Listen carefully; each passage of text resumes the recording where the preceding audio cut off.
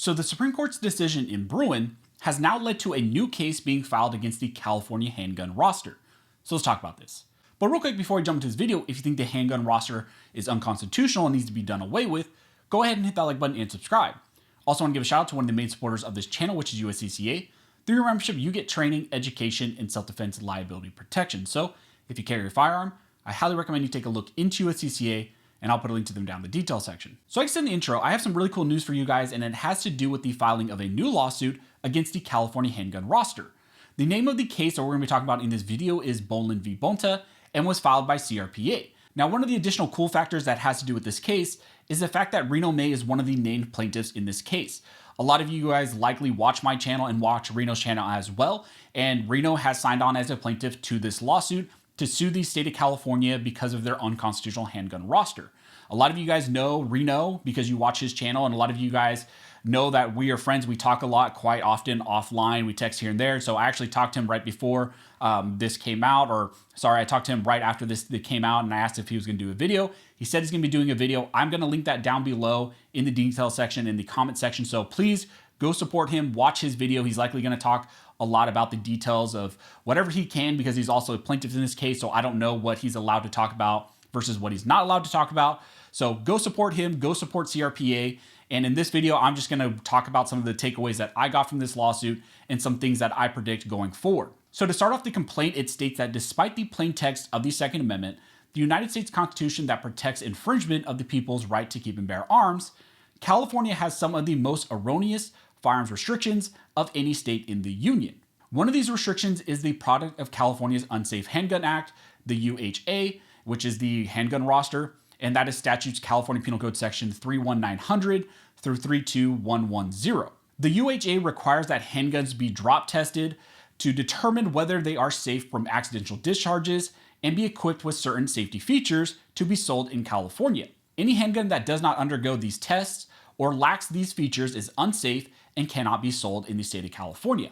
However, because there are no handguns available to sale in the entire nation that have one of the three core safety features that the UHA requires, the only handguns available for sale in California are those that were grandfathered in over time that lack the purportedly necessary safety features. And as many manufacturers redesign handgun models to improve their safety and efficacy, every year the UHA list of approved handguns gets smaller as manufacturers refuse to continue to sell the older generation models. No handgun released to the broader US market since May of 2013 is available for retail sale to California residents in the primary market for handguns. The complaint then says that the UHA thus severely limits Californians' access to Americans' most popular category of constitutionally protected firearms, which are handguns. But the complaint says that this law is not actually about safety, because it allows that law enforcement agencies and law enforcement officers are able to buy these off-roster handguns that are available in other states, but for whatever reason, residents within the state cannot walk into a gun store and purchase those same firearms. Even though they are deemed to be not safe, the state somehow allows that law enforcement officers can have those unsafe handguns. Then later in the complaint, they state that here plaintiffs present a question very close to the question posed to the Supreme Court in Heller. What is the scope of the government's ability to regulate the possession of handguns, the quintessential choice for self-defense? More specifically, does the Second Amendment allow the state to significantly restrict the specific models of the quintessential self-defense weapon available to eligible citizens, i.e. the handgun? The short answer to that, they state, is no. The handgun roster prohibits California's general public from acquiring a significant number of popular and common models of handguns that Americans own nationwide for the purpose of lawful self-defense. They state that there is no legitimate and genuine historical analog for the UHH, or the handgun roster. The handgun roster, therefore, unconstitutionally infringes plaintiffs' Second Amendment rights to keep and bear arms. So that is really important, what you heard them just say in the complaint, and that is why this lawsuit is now popping up. Many of you may be asking yourself why the handgun roster hasn't been challenged before, or why is it being challenged now? Well, that is because the courts prior here in California and the circuit courts that govern California have already upheld the handgun roster as constitutional using the two-step approach. Well, under the Bruen decision now by the Supreme Court, that type of test, the balancing of interest, the two-step approach, is now invalid, and instead text as informed by history must be used. That opened the door for the handgun roster to be challenged once again here in the state of California, and to be challenged under the correct analysis, and that's what's happening here in this lawsuit.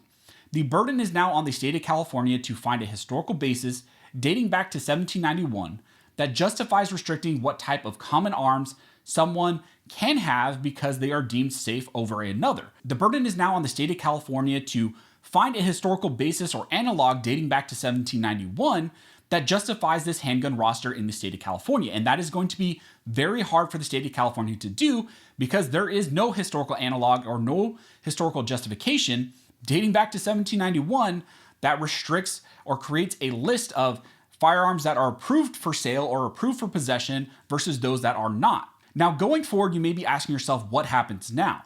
Well, the state of California now gets to file their responsive pleadings. They get to file an answer, and then CRPA will file their reply to that answer. And also, CRPA will likely file a motion for a TRO and for a preliminary injunction. That is often what happens in these Second Amendment cases. The filing of those motions for a TRO and a preliminary injunction will seek to halt the enforcement of the handgun roster until the case is resolved. A temporary restraining order or a TRO is a protective mechanism that a party can seek from a court.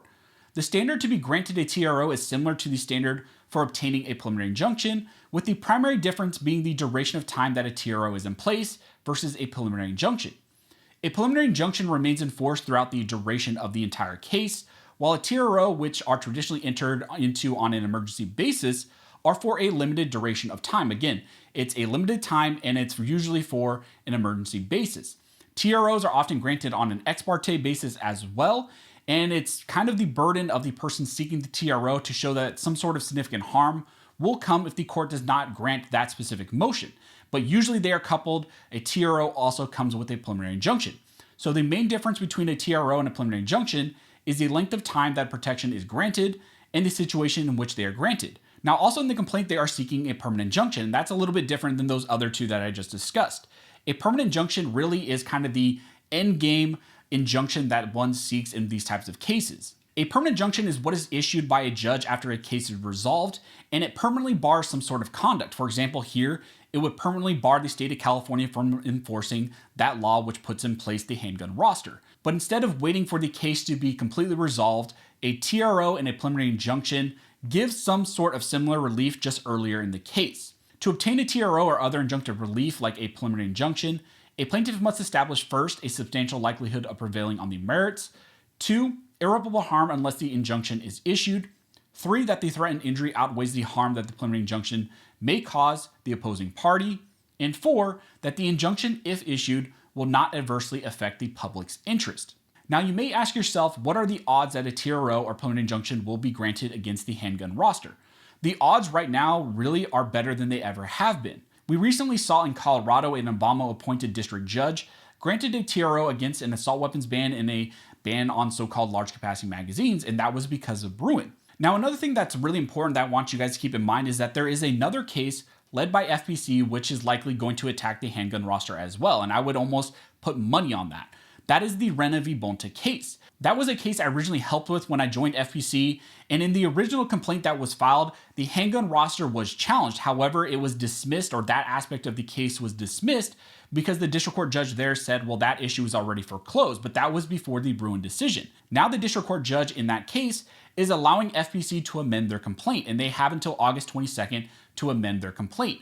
And in amending their complaint, they will likely add back in the handgun roster challenge, but use new authority under Bruen. So we are going to have two cases likely going in the state of California in two district courts against the handgun roster. Some of you may think that that's a waste of time, but take it from me, that is a good thing. Really what that means is we're going to get two cracks at the TRO, we're going to get two cracks at the preliminary injunction, and two cracks at the overall case. So I definitely want to give big props to CRPA and Michelle and Associates for filing this lawsuit. Also big shout out to Reno May and the other plaintiffs who joined this case. From my experience in dealing with these cases, one of the hardest things to do is to find plaintiffs who want to sign on to these cases. A lot of times you have all the drafts ready, the complaints ready to go, but you may be stalled out because you're looking for plaintiffs. And it's hard for some people to step up and want to be named plaintiffs in these cases, suing the government. So big props to Reno and the other plaintiffs who signed on to this case and are going after the handgun roster. So again, go check out Reno's video. I will link it down below. And also go over to CRPA, donate to them because they are one of the organizations in the state of California that is really fighting for our rights. So as we get more information, I will definitely let you all know. If you have any questions, go ahead and comment down below and I'll try to answer the best of my ability. Also, if you like this video and like support the channel, one of the best ways to do that is to like, comment, and subscribe. All those things help to fuel the algorithm or fuel Al Gore's rhythm. It adds fuel to his jet and signals to YouTube that you guys see value in these videos and in this type of two-way news.